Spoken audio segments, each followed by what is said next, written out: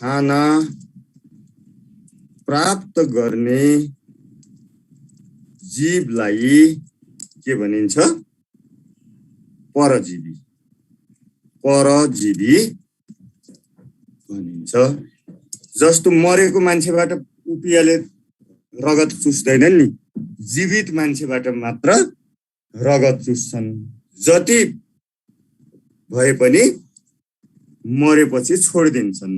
जस्तै उपया, यो के भयो? परजीवी हो। पोषणका तरिका है।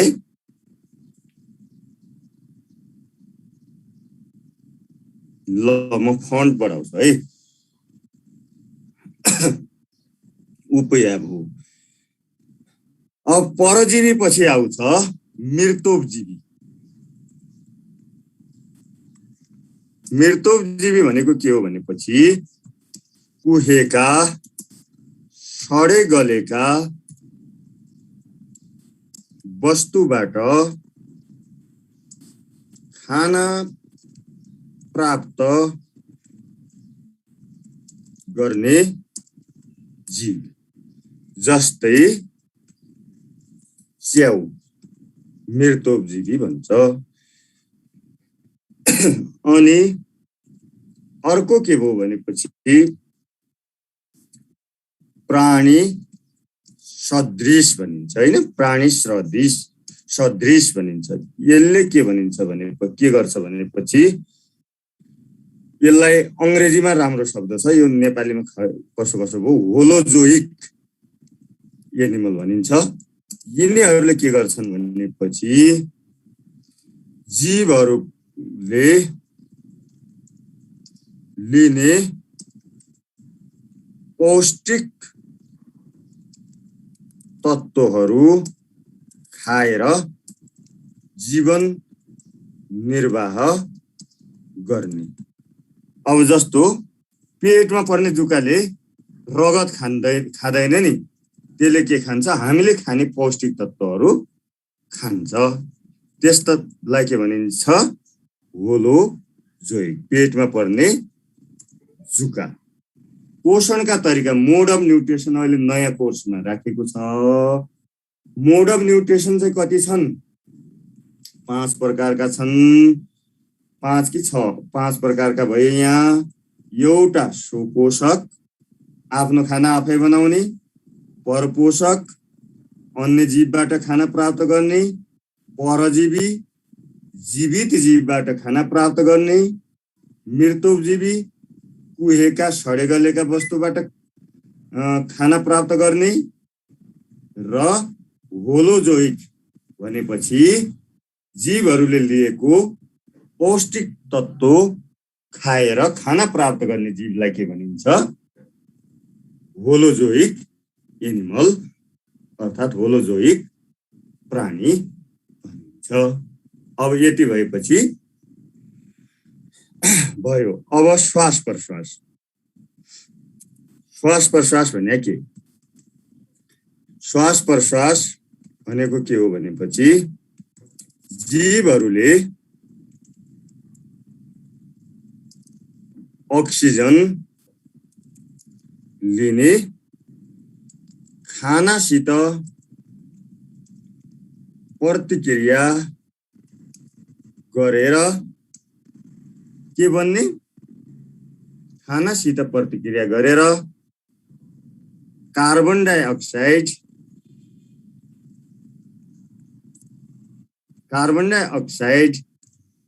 र पानी बन्ने तथा कार्बन डाइअक्साइड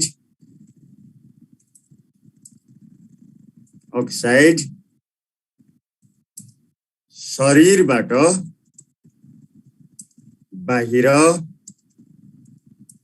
फाल्ने क्रियालाई के भनिन्छ? श्वास प्रश्वास है। श्वास प्रश्वास भनेको के रहेछ भनेपछि सामान्य हिसाबले भन्दा अक्सिजन लिने, कार्बन डाइअक्साइड फाल्ने। अक्सिजन लिएर के हुन्छ भनेपछि खानासित मिल्छ। खानासित मिलेपछि के बन्छ? कार्बन डाइअक्साइड र पानी बन्छ। कार्बन डाइअक्साइड चाहिँ के गर्ने? शरीर बाहिर निस्किने प्रक्रियालाई के भनिन्छ? श्वास प्रश्वास प्रक्रिया भनिन्छ। अब श्वास प्रश्वास प्रक्रिया भनिन्छ। अब प्राणीमा श्वास प्रश्वास प्रक्रिया, प्राणीमा श्वास प्रश्वास कसरी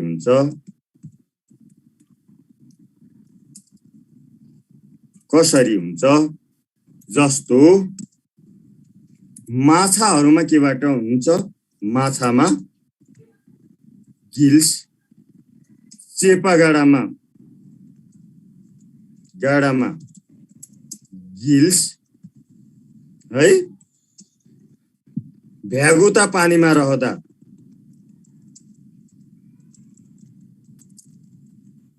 छाला।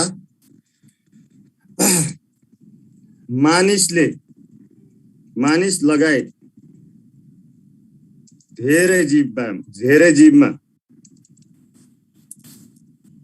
फोक्सो, किरामा श्वास नली आदिबाट श्वास प्रश्वास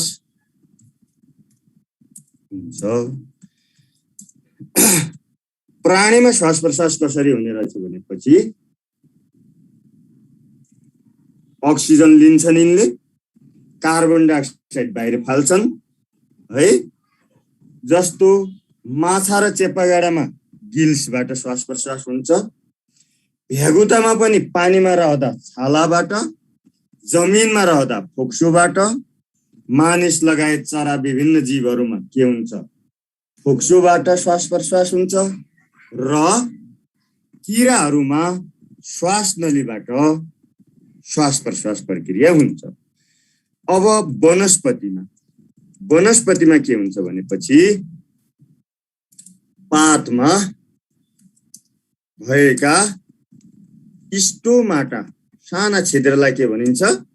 स्टोमाटाबाट अक्सिजन भित्र लिन्छन् र तिनै स्टोमाटाबाट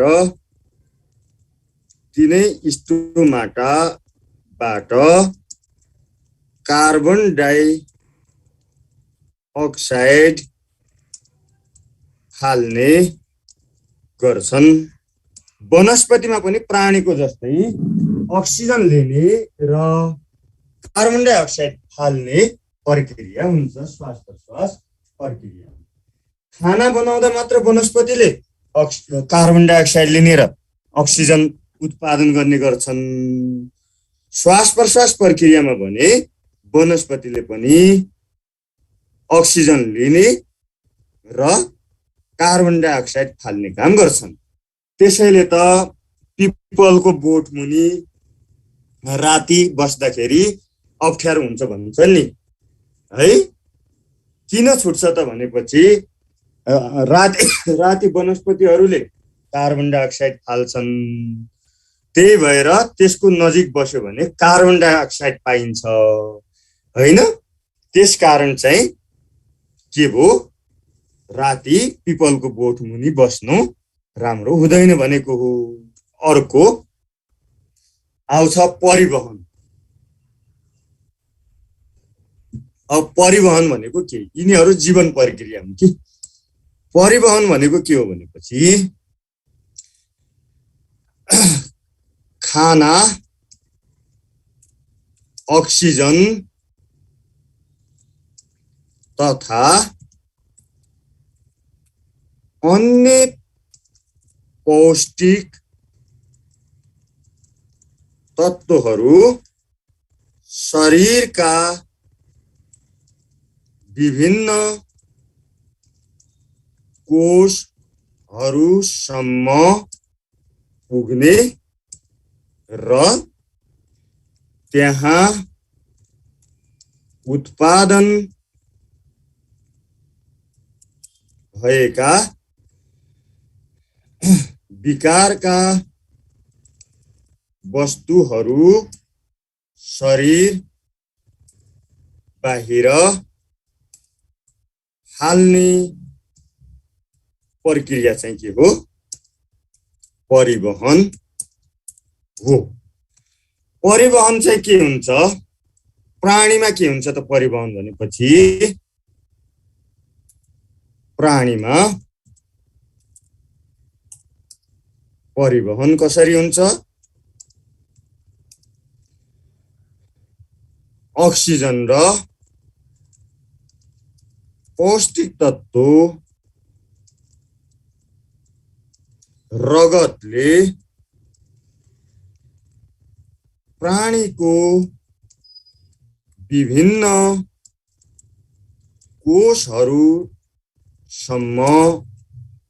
पुर्याउँछ र त्यहाँ उत्पादन भएको कार्बन डाइअक्साइड जस्ता वस्तुहरू फोक्सो हुँदै बाहिर हाल्छ। भनेको मतलब प्राणीमा के हुने रहेछ? परिवहन कसरी हुन्छ त? रगतले पौष्टिक तत्त्व भयो, अक्सिजन भयो, शरीरका प्रत्येक कोषसम्म पुर्याउँछ। ती कोषमा के उत्पादन भइरहेको हुन्छ? कार्बन डाइअक्साइड, अन्य विकारका वस्तुहरू। कार्बन डाइअक्साइडलाई फोक्सो हुँदै कहाँ निकाल्छ? शरीर बाहिर निकाल्छ। यो चाहिँ प्राणीमा हुने परिवहन हो। अब वनस्पतिमा कस्तो परिवहन हुन्छ त? वनस्पतिमा हुने परिवहन, वनस्पतिमा के हुन्छ भने जराले पानी र पौष्टिक तत्त्व माटोबाट सोच्छ। जाइलम तन्तुले, एउटा तन्तु छ कि जाइलम तन्तुले जराबाट पातसम्म पुर्याउँछ। पातमा के बन्छ त? खाना बन्छ र पातमा बनेको खाना फ्लोइम तन्तुले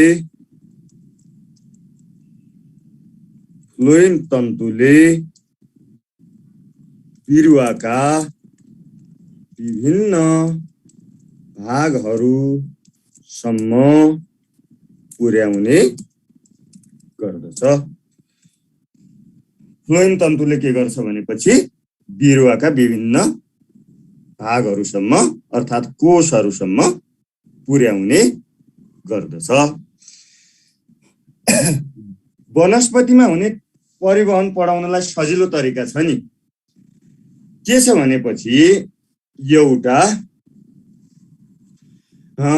गुलाबको हाँगा सहितको सेतो गुलाबको फुलको हाँगालाई मसीमा डुबायो भने 1-1.5 घण्टापछि सेतो गुलाबको फुल जस्तो मसी छ त्यस्तै रङमा परिवर्तन हुन्छ। यसरी हामीले बिरुवामा हुने परिवहन चाहिँ अवधारणा दिन सक्छौं है। अब आज पढाएको चिज चाहिँ एकछिन स्क्रिनशट गरौँ, पछि अनि पढाउँछु है।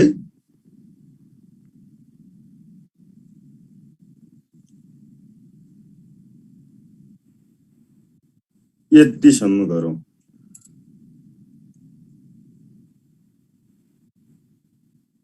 पढ्नु है त।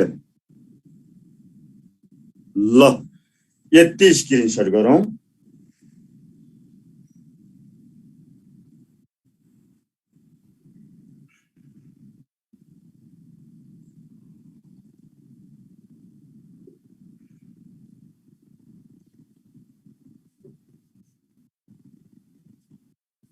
अब त्यसपछि तल जाउँ।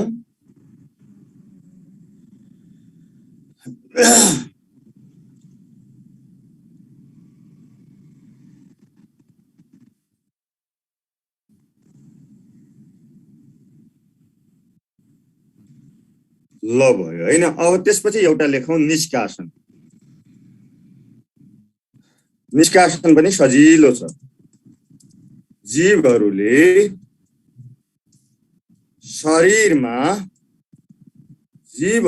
शरीरमा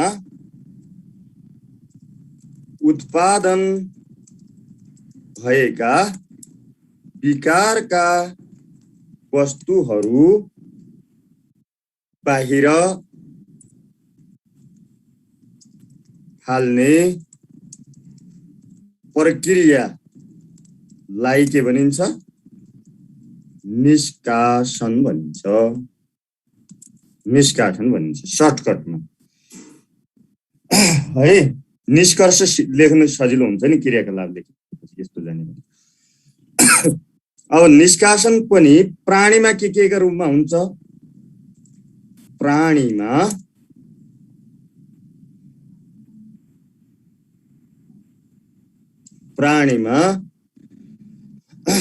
दिशा, पिसाब, खकार,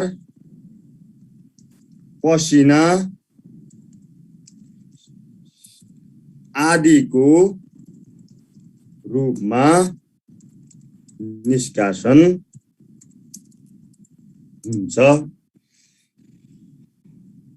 कार्बन डाइअक्साइड पनि हो है। पसिना, कार्बन डाइअक्साइड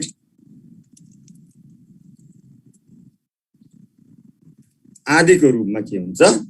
निष्कासन हुन्छ। अब वनस्पतिमा के हुन्छ त? कसरी हुन्छ त निष्कासन भनेपछि? वनस्पतिमा पनि के हुन्छ? पातबाट कार्बन डाइअक्साइड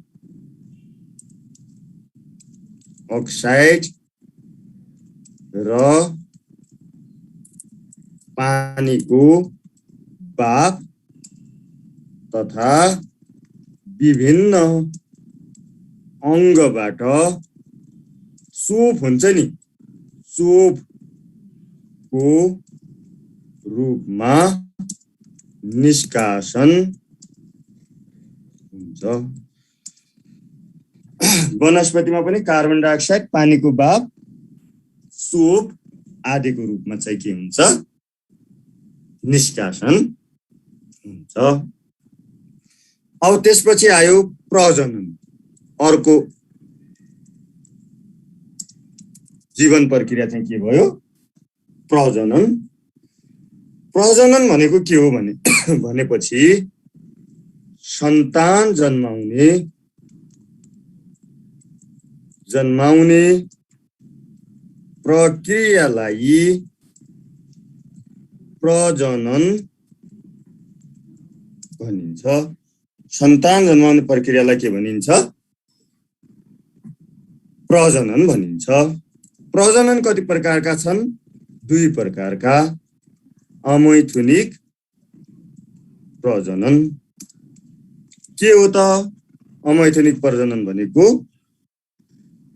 भाले र पोथीको आवश्यकता नपर्ने, भाले र पोथीको आवश्यकता नपर्ने, जाइगोट नबन्ने र तुलनात्मक रूपमा कम विकसित जीवमा हुने प्रजनन के हो? अमैथुनिक प्रजनन हो। यो चाहिँ के भयो? अमैथुनिक प्रजनन हो। अर्को चाहिँ के आउँछ? मैथुनिक प्रजनन। मैथुनिक प्रजनन के हो भनेपछि ठ्याक्कै उल्टो। माथि आवश्यकता नपर्ने छ, तल आवश्यकता पर्ने भाले र पोथीको आवश्यकता पर्ने जाइगोट बन्ने माथि नबन्ने छ तल बन्ने र ठिक्क उल्टो तुलनात्मक रूपमा बढी विकसित जीवमा हुने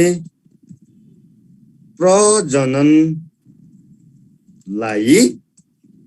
मैथुनिक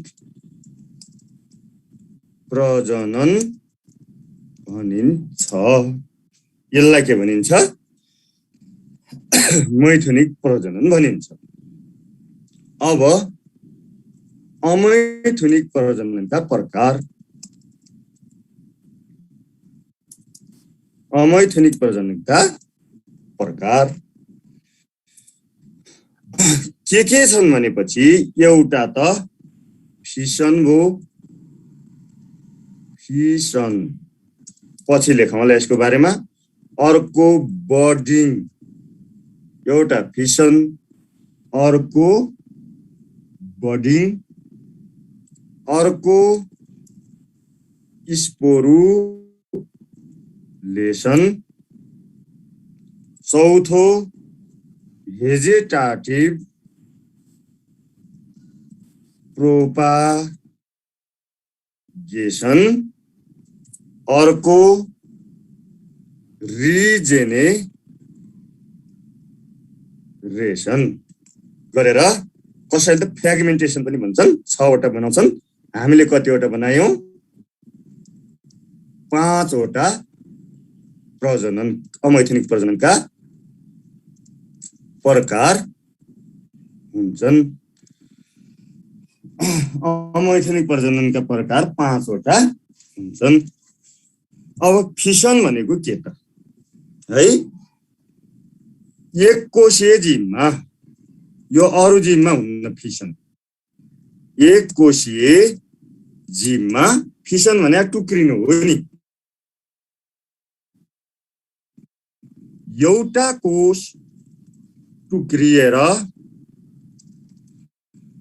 2 वा 2 भन्दा बढी कोष बन्ने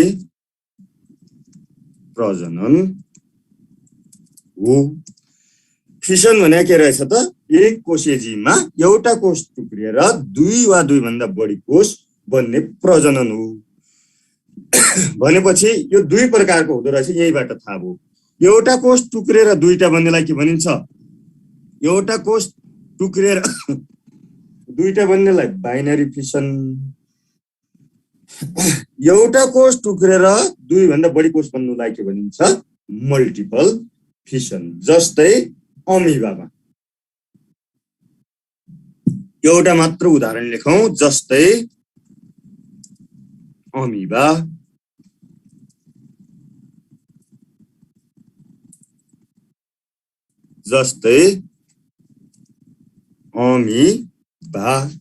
फिसनको उदाहरण हो। फेरि बर्डिङ, बर्ड भनेको टुसा हैन? कुनै जीवमा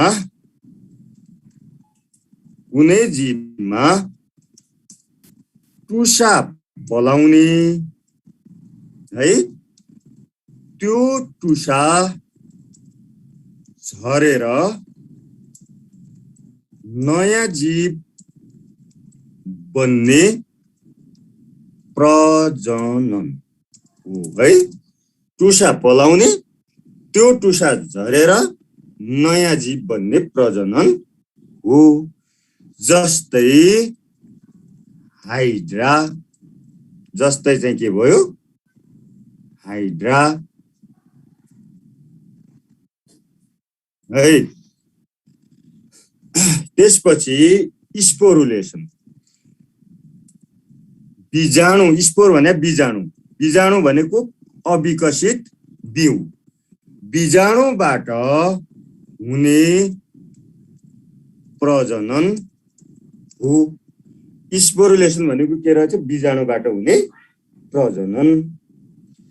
जस्तै उन्युमा के हुन्छ? बीजाणुबाट हुने प्रजनन हुन्छ। अब भेजेटाटिभ प्रोपागेसन भनेको जरा रोपे जरै बिरुवा, डाँठ रोपे डाँटै बिरुवा, पात रोपे पातै बिरुवा भनेपछि जरा, डाँठ र पातबाट नयाँ बिरुवा बन्ने प्रजनन। जरा, डाँठ र पातबाट नयाँ बिरुवा बन्ने प्रजनन चाहिँ के हो? भेजेटाटिभ प्रोपागेसन हो है। यसलाई भेजेटाटिभ प्रोपागेसन भनिन्छ।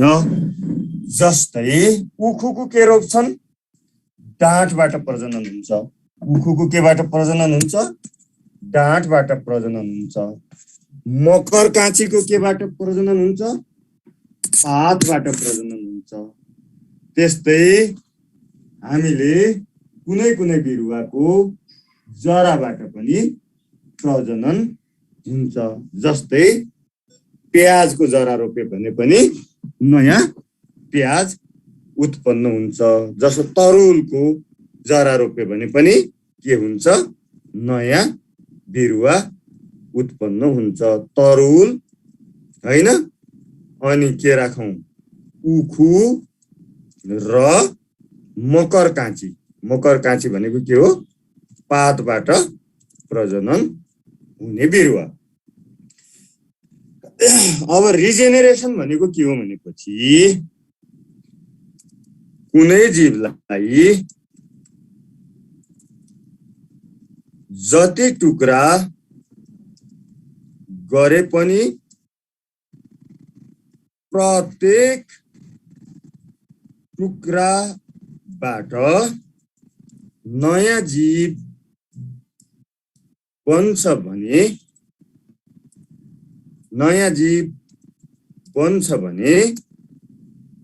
रिजेनेरेसन भनिन्छ। यसमा उदाहरण के हुन्छन्? हाइड्रा बर्डिङ पनि हुन्छ, रिजेनेरेसन पनि हुन्छ। एउटा के भयो? हाइड्रा, एउटा हाइड्रा भयो, अर्को चाहिँ टेपोम मा चाहिँ रिजेनेरेसन भन्ने प्रजनन हुन्छ। बुझियो है यतिसम्म? अमैथुनिक प्रजननका प्रकार।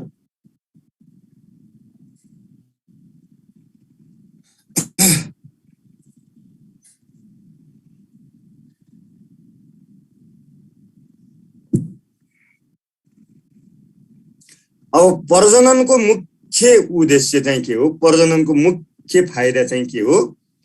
वंश कायम गर्नु, जीवहरूको अस्तित्व कायम गर्नु प्रजननको मुख्य फाइदा हो। यसको एउटा मात्र फाइदा के हो? जीवहरूको निरन्तरता है।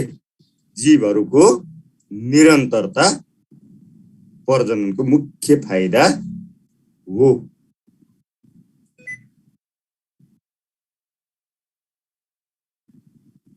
प्रजननको अब फाइदा एउटा मात्र लेखौं, अरु आफै लेख्नु होला हैन। सन्तान के हुन्छन् भन्नेको प्रजननको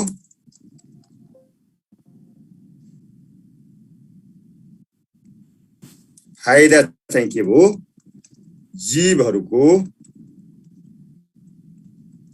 निरन्तरता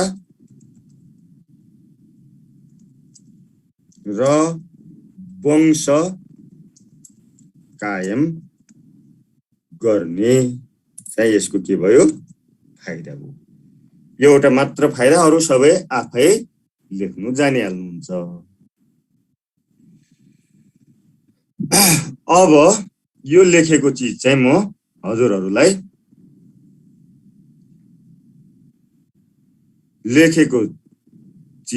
हजुरहरुलाई स्क्रिनशट गर्न दिन्छु।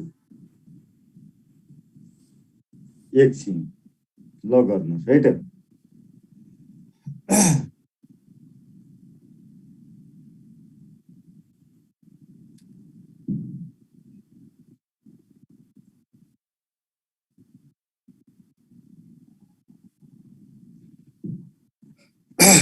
अब बिरुवाका विभिन्न भागहरू है,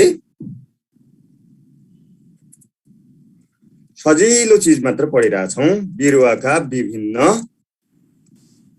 भागहरू। अब यसमा के भयो, जरा। जरा दुई प्रकारका छन्। जरा प्रणाली चाहिँ कति प्रकारका छन्, दुई प्रकारका। जरा भनेको के हो, जमिन मुनिको भाग हैन त, बिरुवाको जमिन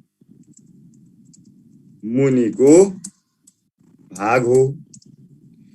जरा प्रणाली कति प्रकारका छन्, दुई प्रकारका छन्। अस्ति नै पढेका थियौं नि, गुच्छे जरा प्रणाली।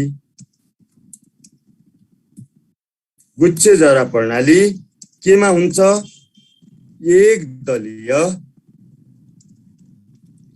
बिरुवामा। अर्को मूल जरा प्रणाली केमा हुन्छ, दुई दलीय बिरुवामा। अब जराको काम के हो त भनेपछि, जराको काम धेरै काम हुन्छन्। मेन काम लेख्छु एक दुईवटा, त्यसपछि बुझिहाल्नुहुन्छ। एक, जमिनबाट पानी र पौष्टिक तत्व सोच्ने एउटा महत्त्वपूर्ण काम हो। दोस्रो महत्त्वपूर्ण काम चाहिँ के भयो भने, हजुरहरूको बिरुवालाई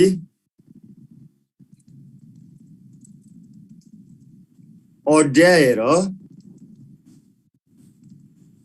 राख्ने। दोस्रो काम चाहिँ यो हो। दुईटा मात्र काम लेख्छु है, जसको अब देख्नु भएको छैन, लास्टमा गर्छु। लास्टमा गर्नु होला, अहिले नआत्तिनु है। अब जराको बारेमा पढ्यौं। अब त्यसपछि आउँछ जरापछि डाँठ। काण्ड भन्दैनन्, डाँठ भन्छन्। हाम्रा किताबहरूले काण्ड लेखेका छन् धेरै। डाँठ है, डाँठ भनेको के हो भनेपछि, जमिन माथिको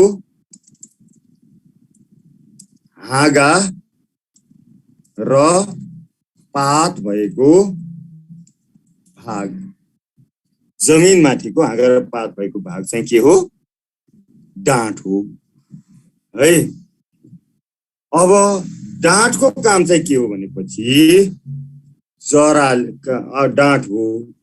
यो पनि कति प्रकारको हुन्छ, दुई प्रकारको थाहा छँदैछ। खोक्रो डाँठ एक दलीयमा, अनि खदिलो डाँठ दुई दलीयमा हुन्छ। अब डाँठको काम चाहिँ के हो भनेपछि, डाँठको काम चाहिँ जराले सोसेको खाना पातसम्म पुर्याउने, पातसम्म पुर्याउने। जराले सोसेको खाना पातसम्म पुर्याउने र पातमा बनेको खाना अन्य भागसम्म पुर्याउने एउटा काम हो। अर्को काम चाहिँ के भयो भनेपछि, यसको बिरुवालाई अडिन मद्दत गर्ने। दुई काम चाहिँ यसले गर्छ, डाँठले। जराले पनि गर्ने भयो, डाँठले पनि गर्छ। अरु काम आफै लेख्नु है। लेख्नु यति जान्नै पर्यो, यति सर्टकट भए पनि जान्नै पर्यो। अब जरापछि के आयो, पात। पात भनेको के हो, बिरुवाको खाना बनाउने अङ्ग है। पात पनि कति प्रकारका छन्? 2 प्रकारका छन्। एक समानान्तर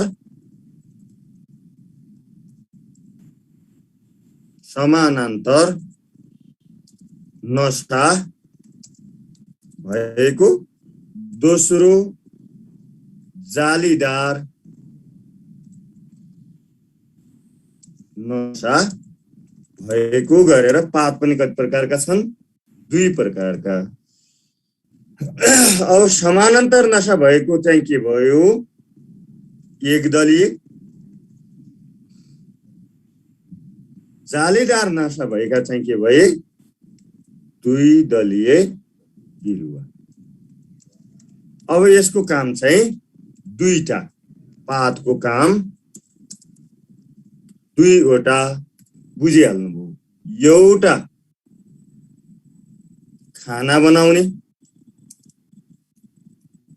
अर्को निष्कासन गर्ने, अर्को श्वास प्रश्वास गर्ने। यी पातका के हुन्? काम हुन् है। पातका काम भयो। अब त्यसपछि फूल आयो। त्यसपछि के आयो? फूल। फूल चाहिँ के हो? बिरुवाको प्रजनन अङ्ग हो। बिरुवाको के हो? प्रजनन अङ्ग चाहिँ के हो? फूल हो। अब फूलका विभिन्न भागहरू छन्। एउटा पत्रदल, पुष्पदल,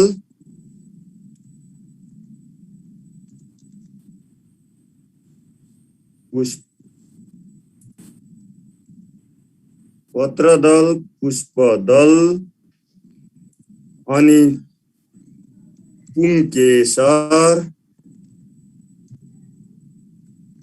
स्त्रीकेसर गरेर कति भाग छन्? 4 भाग छन्। अब पत्रदल भनेको के हो? पातको बाहिरको हरियो पत्रलाई के भनिन्छ? पत्रदल। यसले फूलको सुरक्षा गर्छ। यसको काम के हो? फूलको सुरक्षा गर्ने। एउटा कुरा हो। पुष्पदल भनेको फूलको रङ्गी चङ्गी भाग। रङ्गी फूलको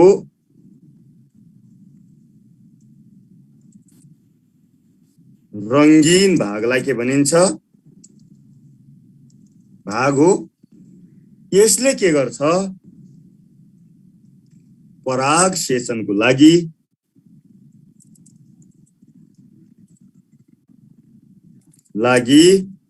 किराहरू आकर्षण गर्छ। पराग सेचनको लागि यसले के गर्छ? किराहरू आकर्षण गर्छ। अब पुंकेसर भनेको के हो? फूलको भाले अङ्ग। यसमा पराग कणहरू उत्पादन हुन्छन्। अब स्त्रीकेसर भनेको फूलको पोथी अङ्ग हो। यसमा जाइगोट बन्छ। जाइगोटबाट भ्रूण बन्छ र भ्रूणबाट बिउ बन्ने गर्दछ। भ्रूणबाट के बन्छ बिउ बन्ने गर्दछ। अब यहाँ एउटा परागसेचन भन्ने पनि एउटा आधा लाइन लेखौं। परागसेचन भनेको के हो भने फूलको एन्थर, पुङ्केसरको माथिल्लो भागलाई के भन्छ एन्थर, एन्थरबाट परागकण स्टिग्मा, स्टिग्मा भनेको पोथी अङ्गको माथिल्लो भागसम्म पुग्ने प्रक्रिया हो। परागसेचन भनेको के हो फूलको एन्थरबाट स्टिग्मासम्म परागकण पुग्ने प्रक्रिया हो। परागसेचन पनि दुई प्रकारका छन्।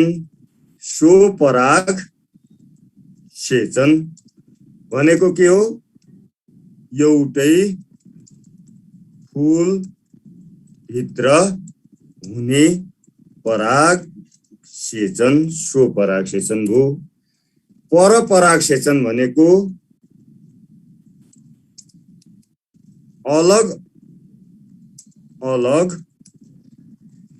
फूलको बीचमा हुने पराग सेचनलाई के भनिन्छ परपराग सेचन भनिन्छ। स्वपराग सेचन र परपराग सेचन बुझिहाल्नुभयो। अब त्यसपछि आउँछ पदार्थ है, त्यसपछि आउँछ पदार्थ। अब सकिनै लाग्यो, नहात्तिनु, सकिनै लागेको छ, लेख्दै गर्नु है।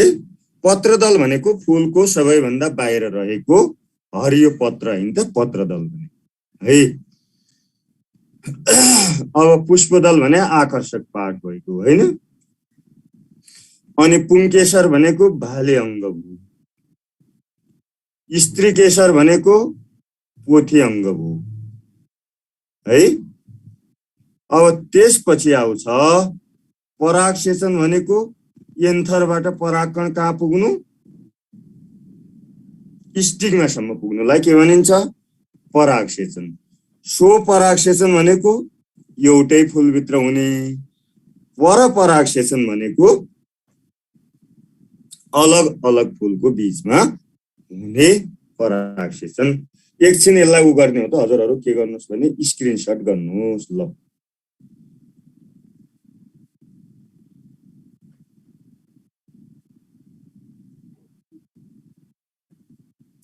कहाँदेखि थाल्नु भने यो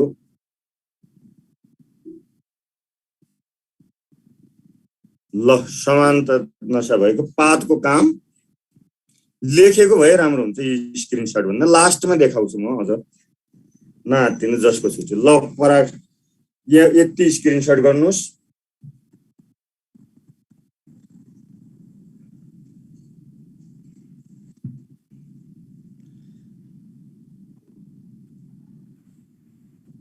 त्यसपछि अब परपराग सेचनदेखि तल आउँछ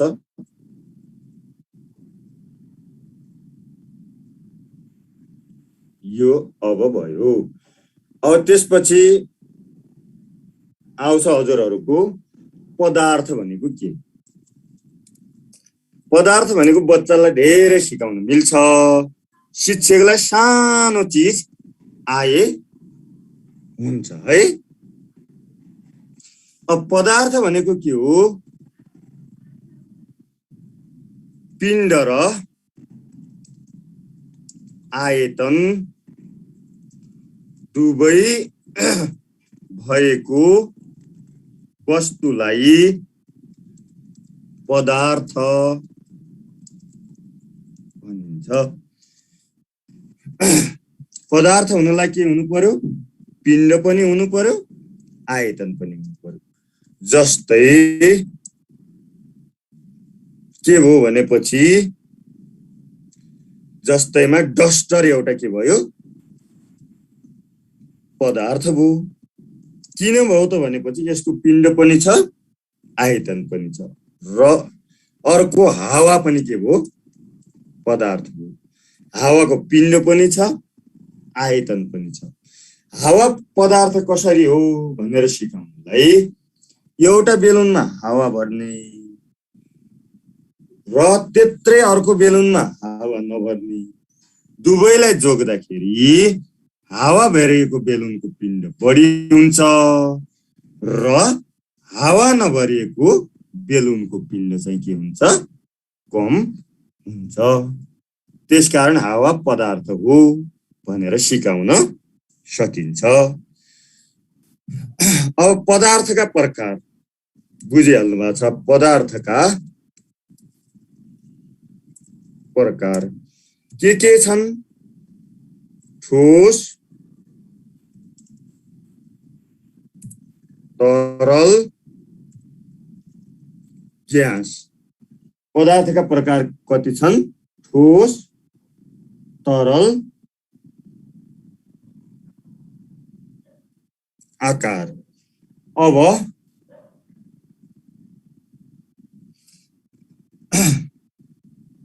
ठोसमा के हुन्छ? निश्चित। अब बच्चालाई सिकाउँदा ठोस भनेको के हो भनेपछि निश्चित आयतन र आकार हुन्छ। न बग्छ न उड्छ है। निश्चित आकार र आयतन हुन्छ, न यो बग्छ न उड्छ। अब तरल भनेको के हो भनेपछि निश्चित आयतन त हुन्छ, निश्चित आयतन हुने तर आकार नहुने। तरलको निश्चित आयतन त हुन्छ, आकार चाहिँ हुँदैन। यो के हुन्छ? बग्छ। तरल जति सबै के हुन्छ? बग्छ। ग्यासमा न आयतन निश्चित हुन्छ यसको,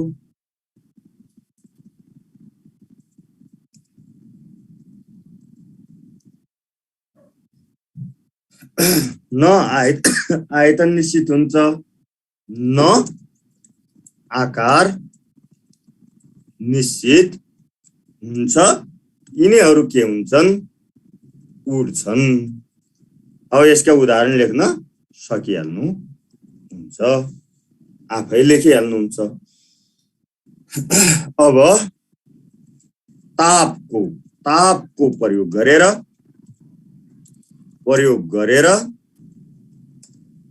ठोसलाई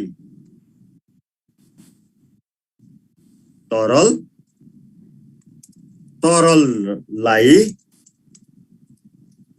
ग्यासमा परिवर्तन गर्न सकिन्छ है। तापको प्रयोग गरेर ठोसलाई तरललाई ग्यासमा परिवर्तन गर्न सकिन्छ।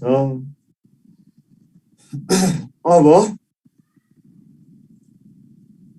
मैले शक्तिका प्रकारहरू अस्ति लेखाइसकेको छु, शक्तिका स्वरूपहरू मैले लेखाइसकेको छु। अब आज चाहिँ ऊर्जाका स्रोतहरू ऊर्जाका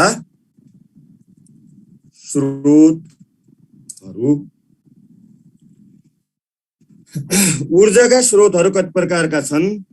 दुई प्रकारका। एउटा नवीकरणीय, शक्तिका स्रोत भने पनि यही हो है। ऊर्जाका स्रोतहरू वा शक्तिका स्रोतहरू। ऊर्जाका स्रोतहरू के हुन्छन्? नवीकरणीय एउटा, अनवीकरणीय अर्को गरेर ऊर्जाका स्रोत दुई प्रकारका छन्। एक मिनेट है त, यति हेरौँ त ल, यति हजुरहरूले स्क्रिनशट गरौँ त। अब नवीकरणीय अनवीकरणीय पढाउँछु म।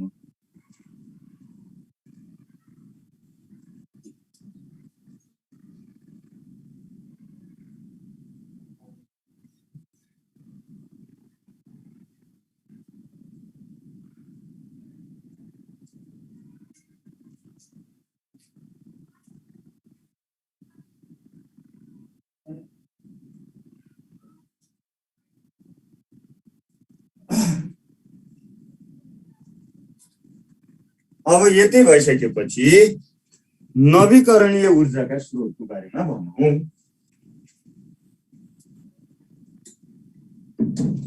नवीकरणीय ऊर्जाका स्रोत भनेको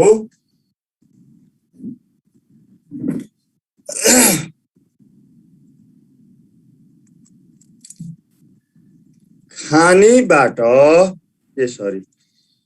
नवीकरणीयमा खानीबाट प्राप्त नहुने पटक पटक प्रयोग गर्दा नरित्तिने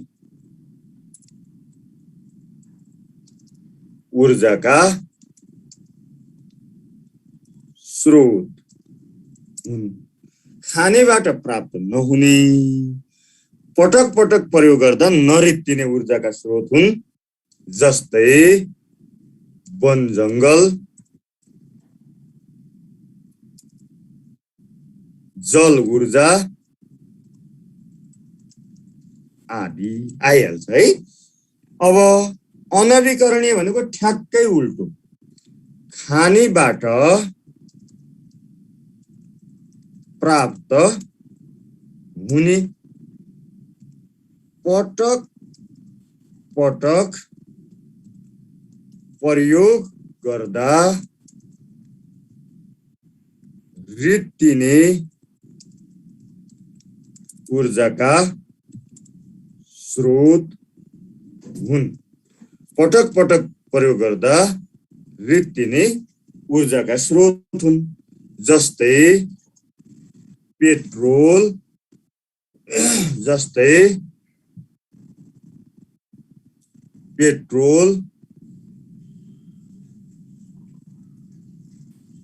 डिजेल आदि। पेट्रोल डिजेल आदि चाहिँ के हुन्? अनवीकरणीय ऊर्जाका स्रोत हुन्। अब एउटा शब्द यसमा के छ भनेपछि ऊर्जा सङ्कट। ऊर्जा सङ्कट भनेको के हो भन्ने एउटा शब्द छ। अनवीकरणीय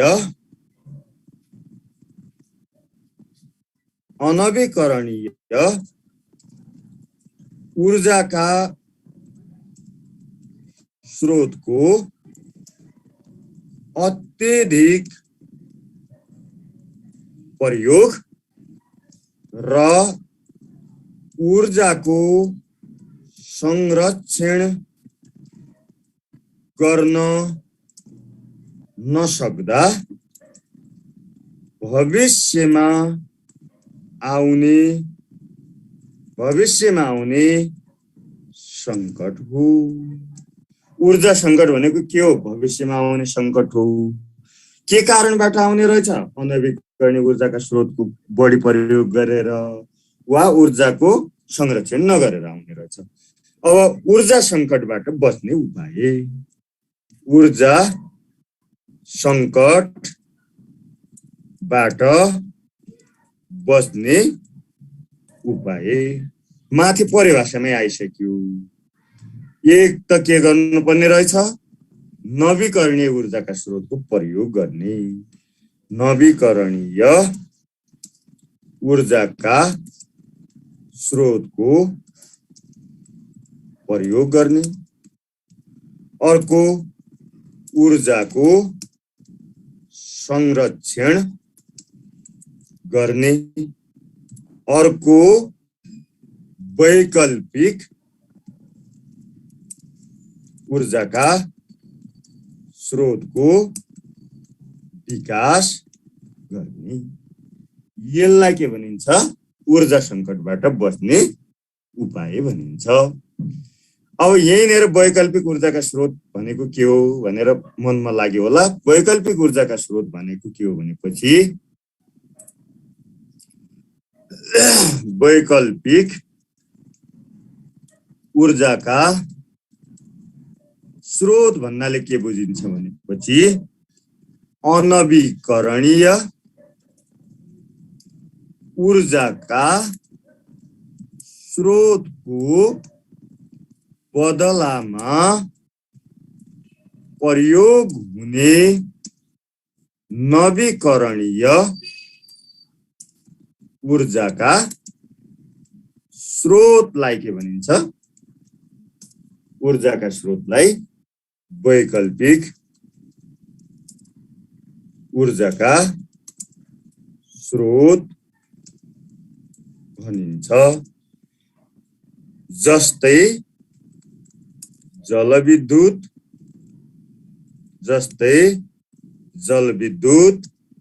गोबर ग्यास, वायु ऊर्जा, सौर्य ऊर्जा आदि यिनीहरू चाहिँ के हुन्? वैकल्पिक ऊर्जाका स्रोत हुन्।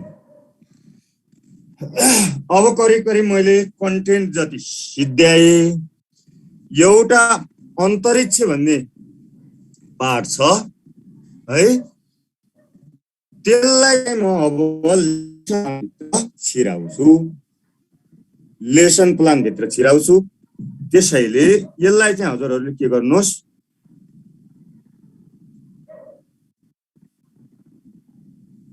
स्क्रिनशट गर्नुहोस् अनि त्यसपछि म लेसन प्लानतिर जान्छु। एउटा लेसन प्लान बनाऊ पुरै है 45 मिनट।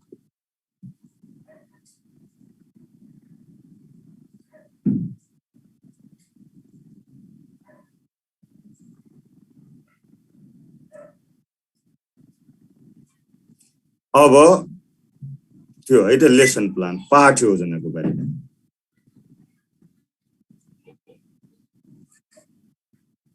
ल यो स्क्रिनशट गर्नुहोस्, त्यसपछि पाठ योजनातिर जाउँ।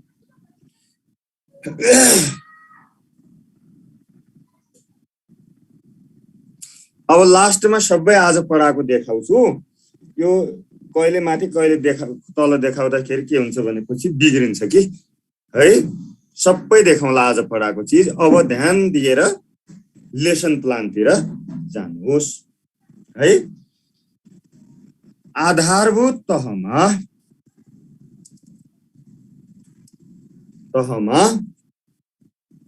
सौर्य मण्डल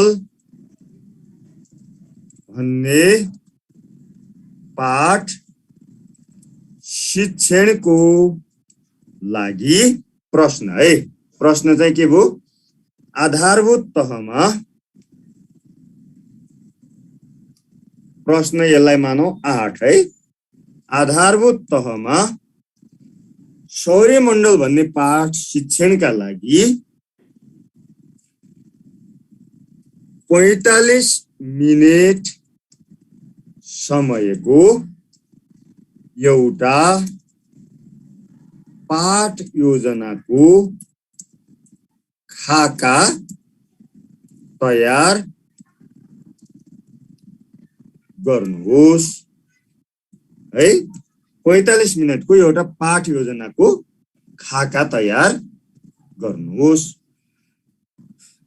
अब यो खाका भनेपछि कतिपय मान्छेले खाली पाठ योजनाका अङ्ग मात्रै लेखिदिने गर्नुहुन्छ।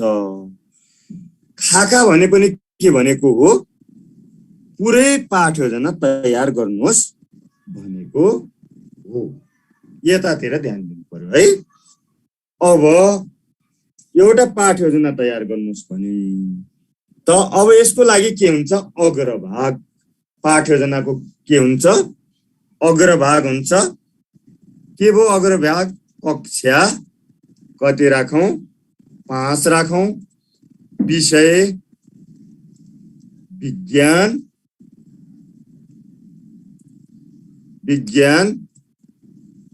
र विज्ञान तथा के हो? प्रविधि हो कि क्या हो? हैन, विज्ञान तथा प्रविधि है। पाठ चाहिँ के भयो? सौर्य मण्डल। सौर्य परिवार भए पनि माथि के लेखेका छौं?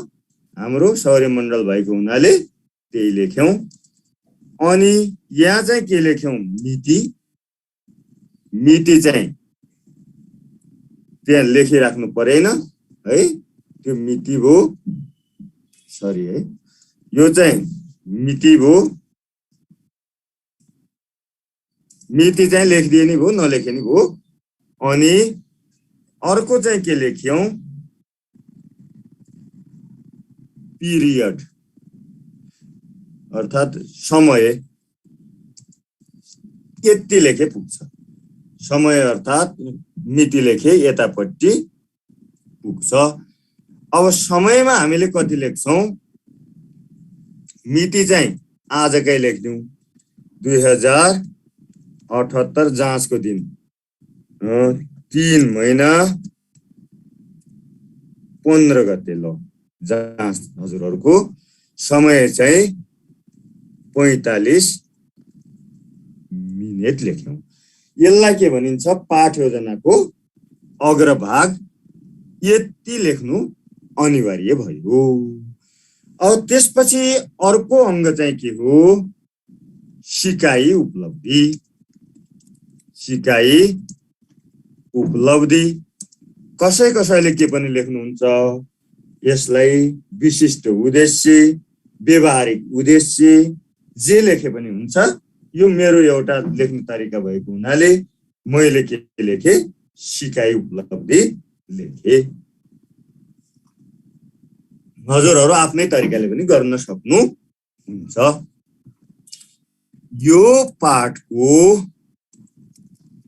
सिकाइ सहजीकरण क्रियाकलापको अन्तमा विद्यार्थीहरूले निम्न सिकाइ उपलब्धि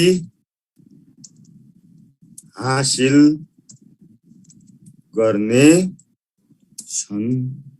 विद्यार्थीहरूले निम्न सिकाइ उपलब्धि हासिल गर्ने छन् भनेपछि अब 1 2 3 वटा सिकाइ उपलब्धि लेखौं। के लेखौं भनेपछि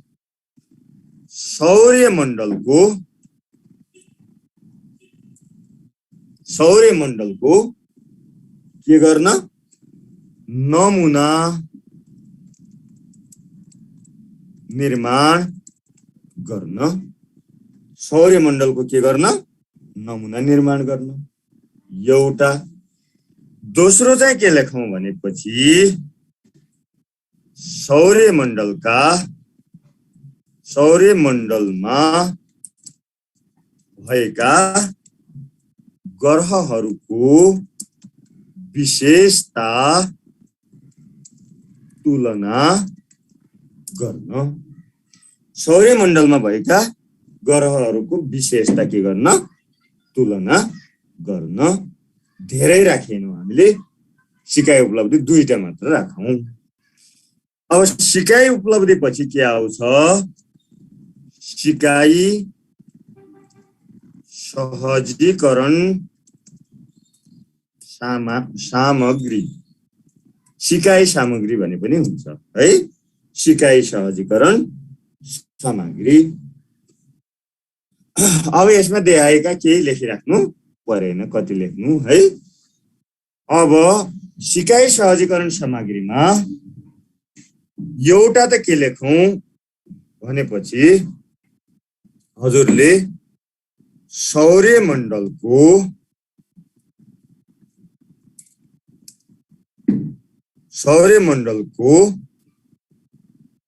नमुना निर्माणका लागि के चाहिन्छ, तारहरू, विभिन्न रङ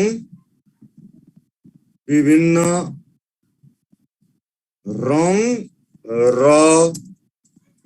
आकारका बलहरू है, एउटा चाहियो। अर्को सौर्यमण्डलको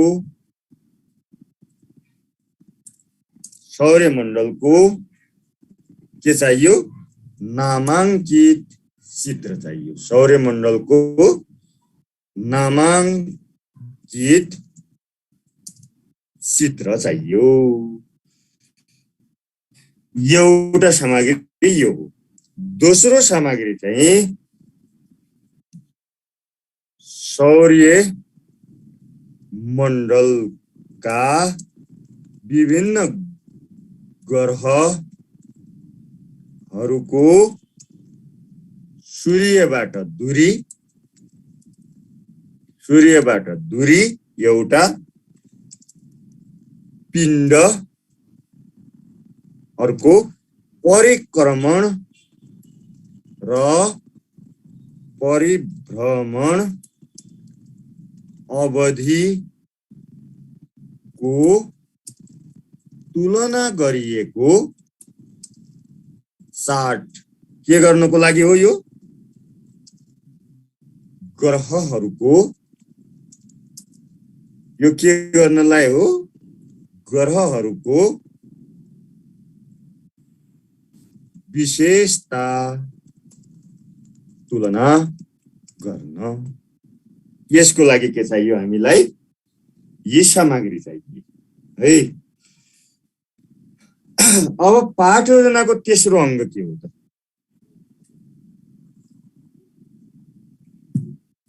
तेस्रो अङ्ग चाहिँ के हो? सिकाइ सहजीकरण क्रियाकलाप। सिकाइ सहजीकरण क्रियाकलाप। अब सिकाइ सहजीकरण क्रियाकलापमा के हुने भएपछि उल्लेखित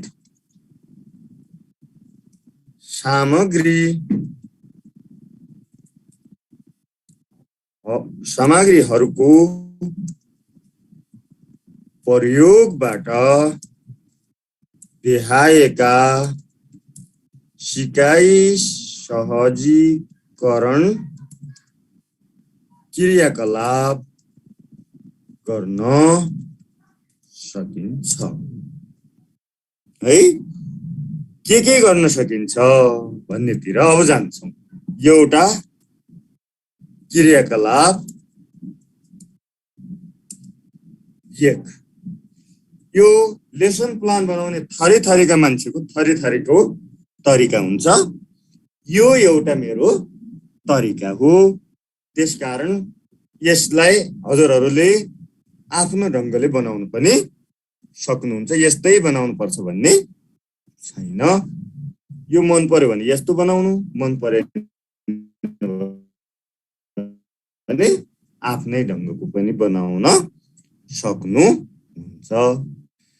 क्रियाकलाप चाहिँ के गर्नु पर्यो भनेपछि हामीले क्रियाकलाप एकमा चाहिँ के गर्छौँ भनेपछि कक्षामा भएका विद्यार्थीलाई 4 समूहमा बाँडौँ है। प्रत्येक समूहमा के दिउँ भनेपछि पाठ्य पुस्तक उनीहरूसँगै छँदैछ। विभिन्न रङका बल दिउँ, रङ र आकारका। अनि तार दिउँ है। अनि के दिउँ? त्यो सौर्यमण्डलको नाम दिउँ सबै समूहमा है। अब यति दिइसकेपछि के गर्छन् भनेपछि प्रत्येक समूहमा पाठ्य पुस्तकको अध्ययन, सौर्यमण्डलको नामाङ्कित चित्रको अवलोकन गर्छन् बच्चाहरूले र शिक्षकको सहजीकरण सामूहिक छलफलबाट प्रत्येक समूहमा के गर्न लगाउने? सौर्यमण्डलको एउटा नमुना निर्माण गर्न लगाउने। अब निर्माण गरेपछि के गर्ने भनेपछि सुनौ, पछि लेखौँला है। निर्माण गरिसकेपछि के गर्ने भनेपछि निर्माण गरेको सामग्रीलाई प्रत्येक समूहमा पेन इन द मिडल क्रियाकलाप गरेर प्रत्येक समूहमा के गर्ने? पेन इन द मिडल क्रियाकलाप गरेर के गर्ने भयो त? समूहको एकजनालाई प्रस्तुत गर्न लगाउने, सामग्रीको प्रदर्शन सहित के गर्न लगाउने? प्रस्तुत गर्न लगाउने। यसबाट सौर्यमण्डलको अवधारणा स्पष्ट पार्न सकिन्छ। बीचबीचमा शिक्षकले प्रश्न पनि सोध्न सकिने हो। अब लेखौँ है त क्रियाकलाप 1। कक्षामा भएका विद्यार्थीहरूलाई प्रत्येक समूहमा बराबर संख्यामा विद्यार्थीहरू पढ्ने गरी 4वटा समूहमा विभाजन गर्दै प्रत्येक समूहमा तुलनात्मक रूपमा जान्ने विद्यार्थीलाई के भनेका थियौं? लिड लर्नर भनेका थियौं नि। बनाउने के बनाउने? लिड लर्नर बनाउने। अस्तिका सिकेका क्रियाकलाप यसरी प्रयोग गर्न सक्छु म, हजुर पनि गर्न सक्नुहुन्छ। प्रत्येक समूहमा एकजनालाई के बनाउने? तुलनात्मक रूपमा जान्ने विद्यार्थीलाई लिड लर्नर बनाउने है। अब लिड लर्नर बनाइसकेपछि के भयो? शिक्षकले सबै लिड लर्नरलाई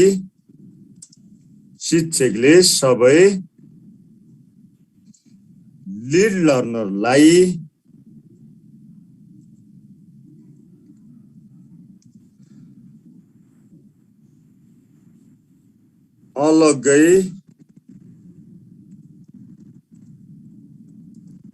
ठाउँमा राखेर शिक्षकले सबै लिड लर्नरलाई अलगै ठाउँमा राखेर के गर्ने त? आवश्यक निर्देशन र सामग्रीहरू जस्तै सौर्यमण्डलको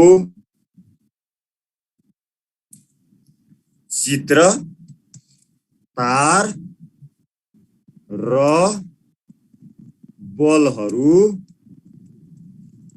प्रदान गर्ने। सौर्यमण्डलको चित्र, तार र बलहरू के गर्ने? प्रदान गर्ने है।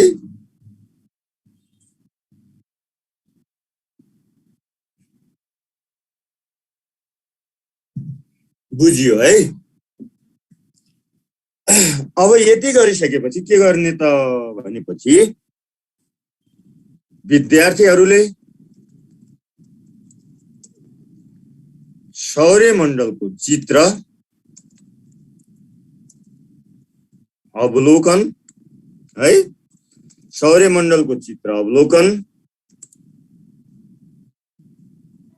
पाठ्य पुस्तकको अध्ययन, सौर्यमण्डलको चित्र अवलोकन, पाठ्य पुस्तकको अध्ययन है, सामूहिक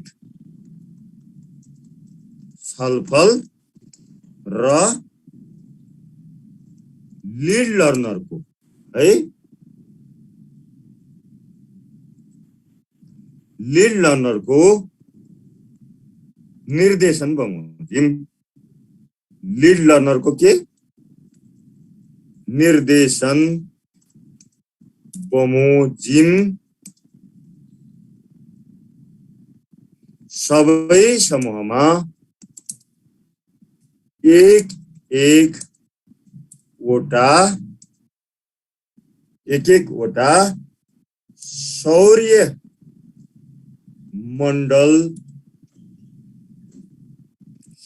मण्डलको नमुना निर्माण गर्न लगाउने। अब यो नमुना निर्माण गर्न लगाउने शिक्षकले निरन्तर सबै समूहका क्रियाकलाप अनुगमन गर्दै बीच-बीचमा एप्पल टेक्निकबाट है बीच-बीचमा केबाट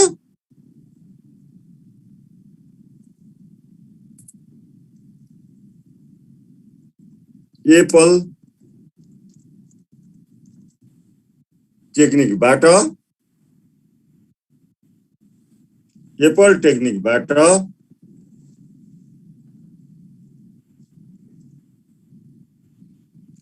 सबैभन्दा ठुलो ग्रह कुन मंगल ग्रह र पृथ्वीको रङ मंगल ग्रह र पृथ्वीको रङ कस्तो हुन्छ जस्ता छोटो उत्तर आउने प्रश्नहरू सोधी आवश्यकता अनुसार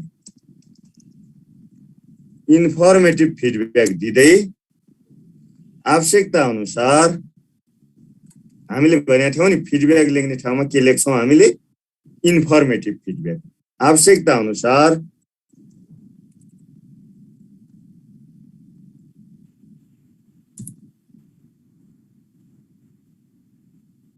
पक्नुस् है त यहाँ फन्ट चेन्ज गर्नु पर्यो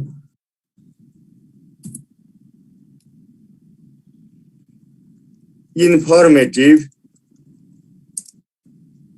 फिडब्याक दिँदै सहजीकरण गर्ने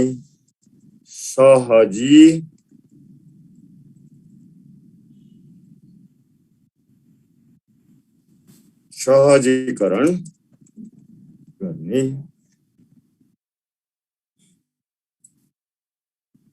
अन्तमा सबै समूहमा के त पेन इन द मिडल क्रियाकलाप गराएर सबै समूहमा के गराउने पेन इन द मिडल क्रियाकलाप गराएर पेन इन द मिडल क्रियाकलाप गराएर समूहको एकजनालाई सामग्रीको प्रदर्शन सहित प्रस्तुत गर्न लगाउने सामग्रीको प्रदर्शन सहित के गर्न लगाउने प्रस्तुत गर्न लगाउने अब यसबाट के सिक्छन् त बच्चाहरूले यसबाट विद्यार्थीहरूले यसबाट पक्नुस् अब हैन सूर्य लगायत यसबाट विद्यार्थीहरूले निम्न निष्कर्ष निकाल्ने छन् है अब यहाँ लेखौं जे आउँछ जति आउँछ लेख्नु नआयो भने आदि गरिदिनु हैन के गर्ने त नआयो भने के गर्ने आदि गर्नै पर्यो नि हैन अब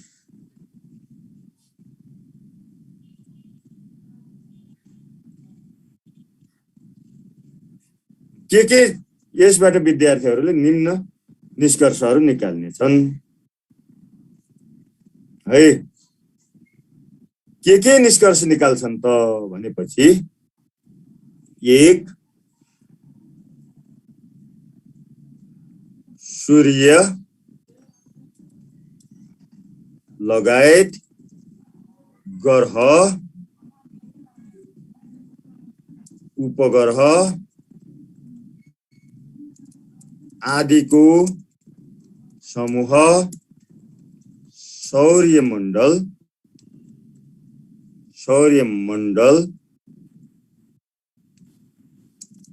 हो। एउटा निष्कर्ष यो निस्क्यो है।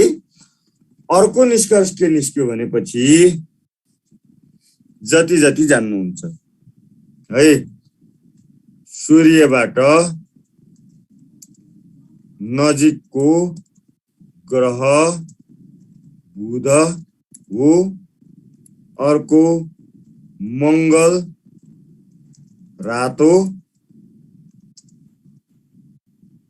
पृथ्वी कस्तो, पृथ्वी कस्तो रङको हुन्छ, नीलो रङको छ, रङको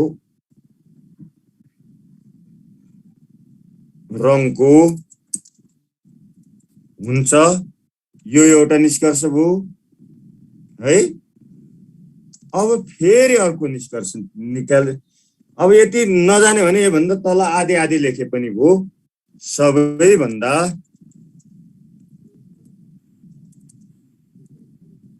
चम्किलो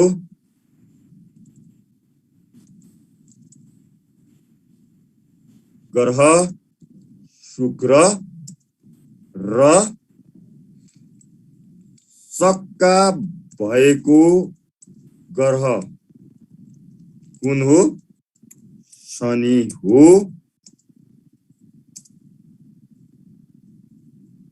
आदि लेख्यौं अब है। यसरी लेख्न पाइयो, जति जाने त्यति लेख्न पाइयो। अब बाँकी रह्यो हाम्रो अब सबै सामग्री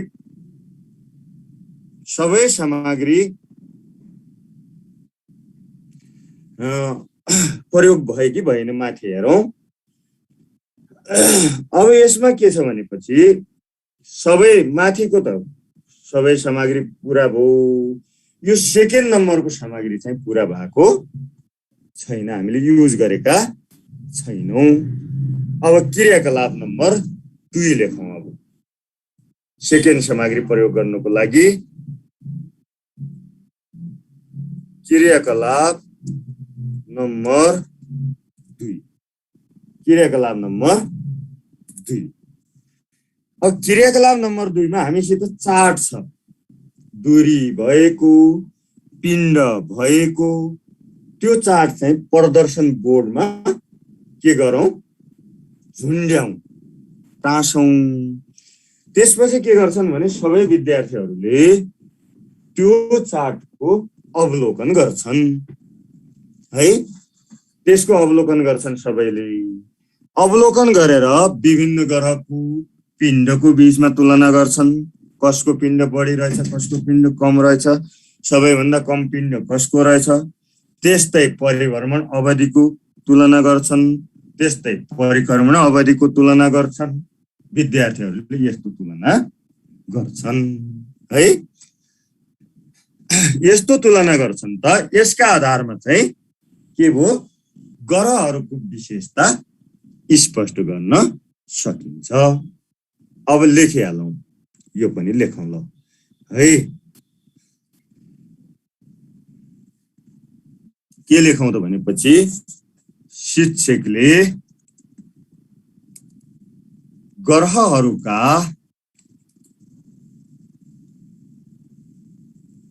ग्रहहरूको दूरी है, पिण्ड,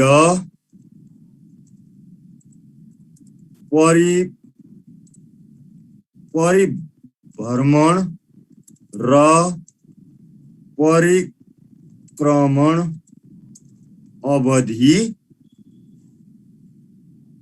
भएको चार्टलाई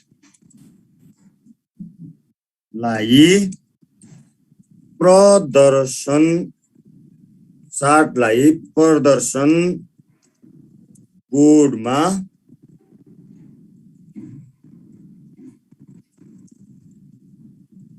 प्रदर्शन गर्दै सबै विद्यार्थीहरूलाई अवलोकन गर्न लगाउने। सबै विद्यार्थीहरूलाई के गर्न लगाउने? अवलोकन गर्न लगाउने। सबै विद्यार्थीलाई के गर्न लगाउने भयो हामीले? अवलोकन गर्न लगाउने। र ग्रहका विशेषता अवलोकन गर्न लगाउने र माथि नै लेख्दिउँ, ग्रहका विशेषता तुलना गर्न लगाउने। अब शिक्षकले छोटो उत्तर आउने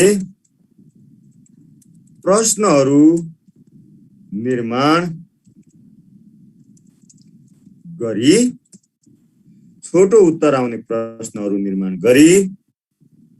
सबै केही विद्यार्थीलाई पालो सोधेर आवश्यकता अनुसार पृष्ठपोषण प्रदान गर्ने। माथि लेखिसकेका छौँ इन्फर्मेटिभ फिडब्याक, यसमा पनि त्यही शब्द लेखिराख्नु परेन। अब यति भएपछि यसका आधारमा विद्यार्थीहरूले ग्रहका विशेषताहरू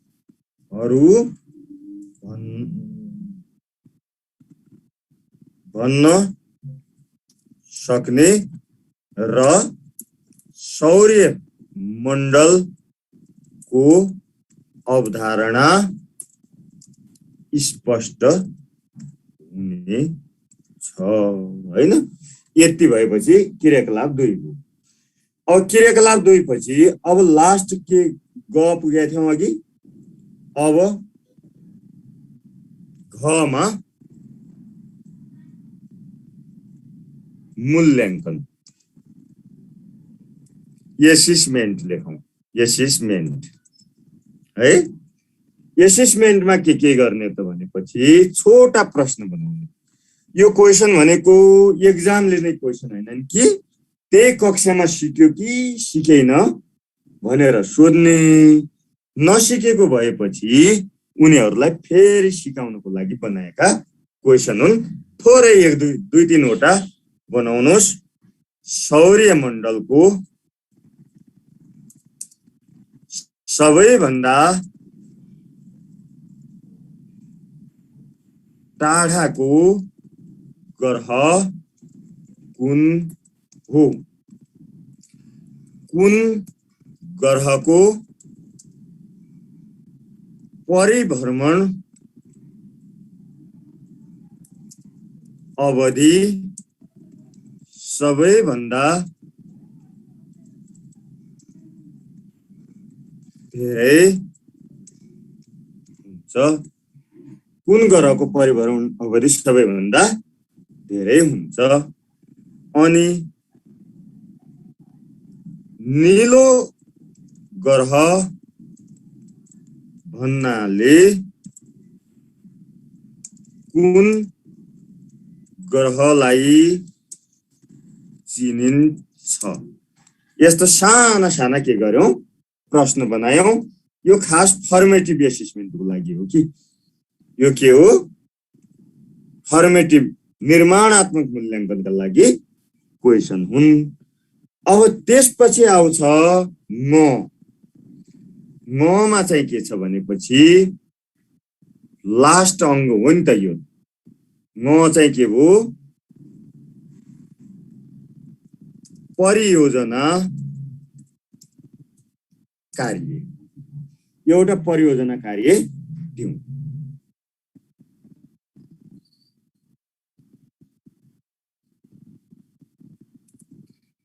1 हप्तासम्म निरन्तर आकाशमा रहेका ग्रहहरूको रातमा हैन एक रातमा निरन्तर आकाशमा रहेका ग्रहहरूको अवलोकन गरी तिनीहरूको विशेषता सहितको रिपोर्ट तयार गरी कक्षामा प्रस्तुत गर्नुहोस् भनेपछि यो के भयो परियोजना कार्य। परियोजना कार्य भनेको बुझिहाल्नु भएको छ। अब यति बुझिसकेपछि किताबहरू सबैले लेखेको एउटा यसमा चाहिँ के छ भनेपछि अक्षे के कक्षे के। अक्षे भनेको के हो भनेपछि ग्रहहरूले परिभ्रमण गर्ने बाटोलाई के भनिन्छ अक्षे भनिन्छ। अब यो लेसन प्लान त सक्यो। लेसन प्लान पछि अर्को कुरा सिकाइरहेको ग्रहहरूले परिभ्रमण गर्ने बाटोलाई के भनिन्छ अक्षे भनिन्छ। कक्षे भनेको के हो भनेपछि ग्रहहरूले सूर्यको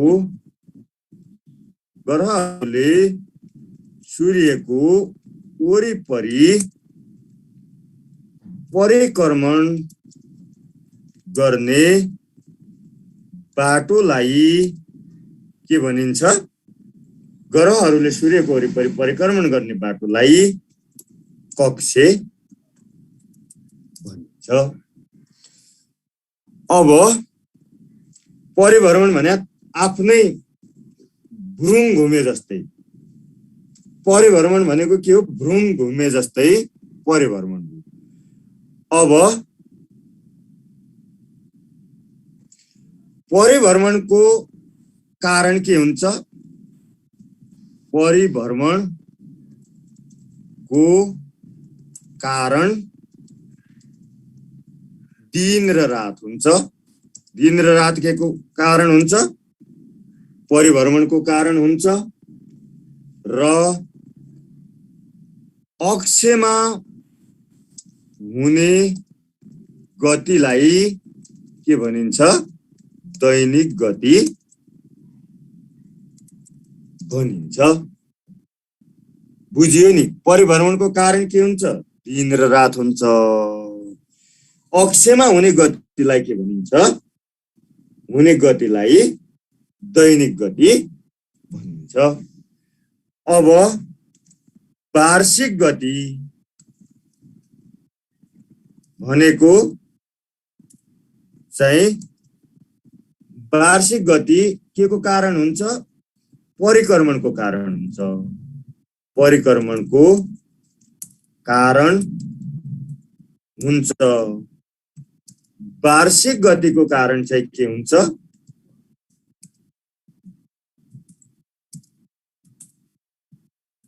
वार्षिक गतिको कारण ऋतु परिवर्तन हुन्छ।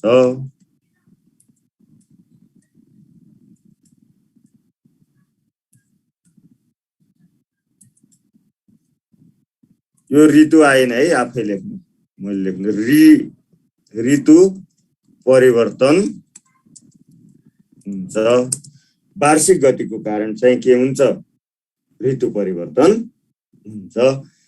अब यो लेख्नु पर्दैन अब म भन्छु मात्र। दिन र रात शिक्षण गर्नको लागि सामग्री के चाहिन्छन् भने एउटा बलिरहेको मोमबत्ती अर्को चाहिँ के चाहिन्छ ग्लोब आफै लेख्नु है त, किताबहरुमा छ, नोटमा छ। एउटा बलिरहेको मोमबत्ती, अर्को चाहिँ ग्लोब चाहिन्छ के गर्नुको लागि, पृथ्वीको दैनिक गति अर्थात् दिन र रात शिक्षण गर्नुको लागि। अब त्यो गरिसकेपछि के गर्ने त भनेपछि हामीले एउटा टेबलमा बलिरहेको मोमबत्ती राख्ने, त्यही नजिक एउटा ग्लोबलाई राखेर परिभ्रमण गराउने र ग्लोबको एउटा भागमा प्रकाश पार्ने, अर्को भागमा प्रकाश नपार्ने, मोमबत्तीको प्रकाश। अनि प्रकाश परेको भाग चाहिँ दिन र प्रकाश नपरेको भाग चाहिँ रात भनेर सिकाउनलाई हो कि यो। यसको लागि के गर्ने त भनेपछि मोमबत्तीलाई सूर्यसँग, ग्लोबलाई पृथ्वीसित तुलना गर्ने, प्रकाश परेको भाग दिन हो र प्रकाश नपरेको भाग रात हो भनेर स्पष्ट पार्ने, दिन र रात पढाउनलाई। अर्को कुरा चाहिँ के भयो भनेपछि अब ऋतु परिवर्तन पढाउनको लागि के गर्ने त भनेपछि एउटा अण्डाकार बाटो कोर्ने, बनाउने, कुनै टेबलमा एउटा कागजमा अण्डाकार बाटोको बीचमा चाहिँ बलिरहेको मोमबत्ती राख्ने, त्यो अण्डाकार बाटोको विभिन्न भागमा केलाई राख्ने, हजुरहरुको त्यो ग्लोबलाई राख्ने, विभिन्न भागमा के राख्ने, ग्लोब राख्ने। ग्लोब राखेपछि के हुन्छ त भनेपछि हजुरहरुको अनि कुनै ठाउँमा राख्दा मोमबत्तीको प्रकाश सिधा पर्छ, कुनै ठाउँमा राख्दा मोमबत्तीको प्रकाश चाहिँ छड्के पर्छ। अब छड्के पर्दा के हुन्छ, जाडो ऋतु हुन्छ, दिन छोटा हुन्छन् भनेर स्पष्ट पार्ने, प्रकाश सिधा पर्दा चाहिँ दिन लामा हुन्छन् र त्यति बेला के हुन्छ, गर्मी हुन्छ भनेर स्पष्ट पार्ने। अब मैले आफ्नो क्षमताले भ्याएसम्म यति नै हो। अब यो नोट पढ्नु, यो लेखाएको हेर्नु, यो चीज चाहिँ अब प्राइमरीलाई मात्र काम नदेला, सबै तहको लागि काम दिन सक्छ। सोशल साइन्स, अरू विषय, अर्थशास्त्र यस्तामा पनि माथितिर दिनुभएको छ भने त्यहाँ पनि यही तरिकाले क्रियाकलाप लेख्न सक्नुहुन्छ। अब मैले जानेको र मैले सक्ने यति नै हो। आज म सक्छु। अब म के गरौँ त, सुरुदेखि स्क्रिनशट गर्ने हो। ल यहाँ सुरुदेखि मैले पढाएको देखि स्क्रिनशट, कि यस्तो सानो बनाइदिँदा हुन्छ है, यस्तो गर्दा हुन्छ हैन? ल स्क्रिनशट गर्नुहोस्, हजुरकोमा जुम गर्न मिल्छ नि त पछि। अब एउटा पेज भयो, अब अर्को पेज गराउँछु है म। ल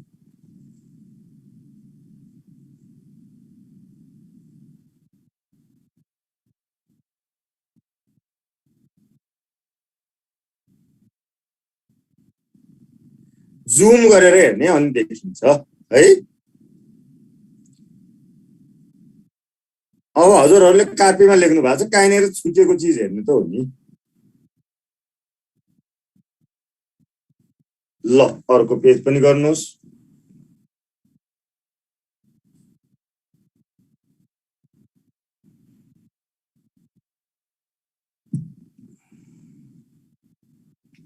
अब अर्को पेज गर्नुहोस्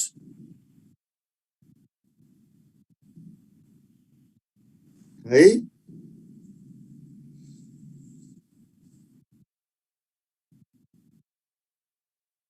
फेरि अर्को पेज गर्नुहोस्।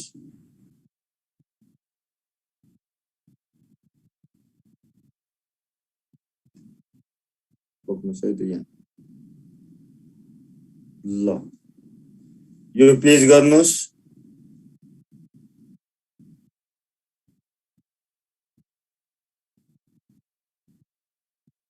यो पेज गर्नुहोस्। सबैलाई फर्स्ट पेपर पास हुनु परोस् र सेकेन्ड पेपर पनि पास होस् भन्ने शुभकामना है त। अब अर्को पेज पनि गर्नुहोस्।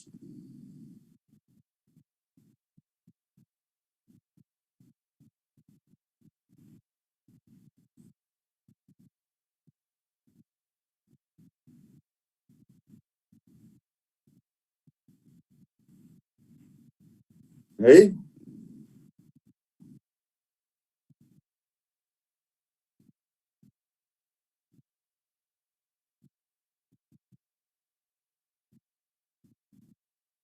ल यो लास्ट पेज गर्नुहोस्। सक्यो। तिमीले दिने हो मैले दिने हैन। मैले त यति लेखाए नोट त्यहाँबाट दिन्छन् होला छ अर्कै कम्प्युटरमा छ। यो कन्टेन्ट मात्र हजुरहरूको यो फाइलमा छ।